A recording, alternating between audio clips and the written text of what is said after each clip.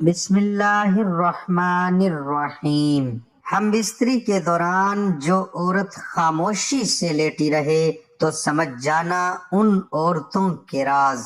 محترم ناظرین، دو لوگوں سے نہیں جیا جا سکتا، ایک وہ عورت جو حیادار نہ ہو اور ایک وہ مرد جو وفادار نہ ہو۔ جب بے وفائی ثابت ہو جائے تو یہ انتظار خود بخود ختم ہو جاتا ہے۔ عورت کو ایک لمحے کے لیے بھی محبت کا احساس ملے تو وہ ایک لمحے میں قید ہو جاتی ہے۔ عورت ملکیت نہیں، محبت کے حصار میں جینا چاہتی ہے۔ لا حاصل کی تمنا ایسے ہی ہے جیسے کوئی بچہ تھی پکڑنے کی کوشش میں گھر سے بہت دور نکل جاتا ہے، پھر نہ تتلی ہاتھ آتی ہے اور نہ واپسی کا راستہ۔ عورت کو اگر وقت محبت اور عزت دی جائے تو وہ جان دے سکتی ہے، مگر کبھی بے وفائی یا دھوکہ نہیں دے سکتی۔ سچی محبت ہی تو مشکل وقت میں ساتھ دیتی ہے۔ ہاتھ وہی چھوڑتے ہیں جو نبھانے کے قابل نہیں ہوتے۔ خوشی کے کچھ پل چرا لینے کا نام زندگی ہے۔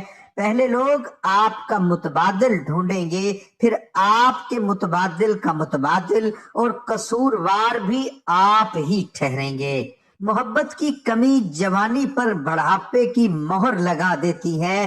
اعتبار روح کی طرح ہوتا ہے، ایک دفعہ چلا جائے تو واپس نہیں آتا۔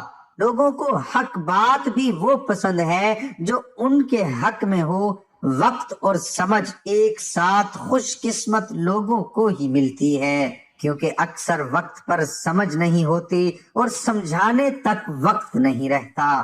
عورت کو متاثر کرنا بہت آسان ہے، وہ غیر مرد سے ملنے والی ذرائی محبت، عزت اور احساس سے ہی اس کے عشق میں مبتلا ہو جاتی ہے۔ ہم بستری کے وقت اگر عورت خاموشی سے نیچے لیٹی رہے تو سمجھ جاؤ کہ وہ اس عمل سے ناخوش ہے اور لطف اندوز بھی ہو رہی ہے۔ اگر وہ مرد جو وفادار نہ ہو جب بے وفائی ثابت ہو جائے تو انتظار خود بخود ختم ہو جاتا ہے۔ محترم ناظرین، نکاح وہ پاکیزہ شرعی طریقہ ہے جس کے ذریعے ایک بیوی اور شوہر کا وجود ہوتا ہے۔ نکاح کی مشروعیت بنی نوح انسان پر اللہ تعالیٰ کا ایک عظیم فضل و احسان ہے۔ یہی وہ شریف منظم اور محفوظ عمل ہے جس سے ان کی نسل آگے بڑھتی ہے، نسب معلوم ہوتا ہے، خاندان، رشتے اور تعلقات بنتے ہیں، ایک سماج اور معاشرے کی تعمیر و تشکیل ہوتی ہے۔ لیکن اس کے لیے ضروری ہے کہ میاں بیوی میں سے ہر ایک اپنے فرائض سے باخبر ہو اور دوسرے کی حقوق کو پہچانے تاکہ نکاح کے جملہ مقاصد کا حصول ممکن ہو سکے۔ زیر نظر کتاب میں اسی موضوع سخن بنایا گیا ہے۔ حقیقت یہ ہے کہ کتاب مذکورہ اپنے موضوع پر بہت ہی اہم ہے۔ زبان و بیان بہت ہی عمدہ، دلکش اور عام فہم ہے۔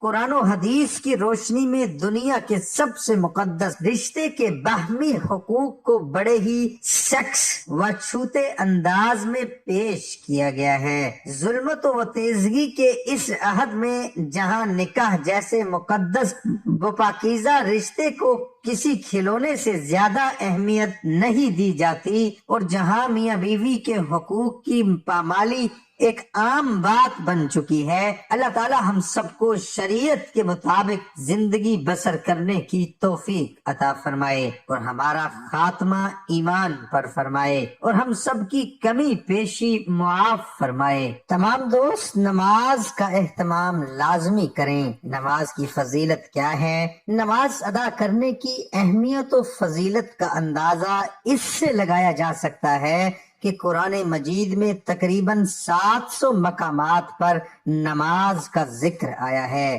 درج ذیل احادیث مبارکہ میں نماز کی فضیلت بیان کی گئی، اور نماز قائم رکھو اور زکوٰۃ دیا کرو، اور رکوع کرنے والوں کے ساتھ مل کر رکوع کیا کرو۔ اے ایمان والو، صبر اور نماز کے ذریعے مجھ سے مدد چاہا کرو، یقیناً اللہ صبر کرنے والوں کے ساتھ ہے۔ بے شک جو لوگ ایمان لائے اور انہوں نے نیک اعمال کیے اور نماز قائم رکھی اور زکوٰۃ دیتے رہے، ان کے لیے ان کے رب کے پاس ان کا اجر ہے، اور ان پر آخرت میں نہ کوئی خوف ہوگا اور نہ وہ رنجیدہ ہوں گے۔ اس کے علاوہ کثیر احادیث مبارکہ میں فضیلت نماز بیان کی گئی، اور نماز ادا نہ کرنے پر وعید آئی ہے۔ نیز نماز کے جملہ تفصیلات بھی ہمیں احادیث میں ہی ملتے ہیں۔ حضرت عبادہ بن صامت رضی اللہ عنہ سے روایت ہے کہ انہوں نے رسول اللہ صلی اللہ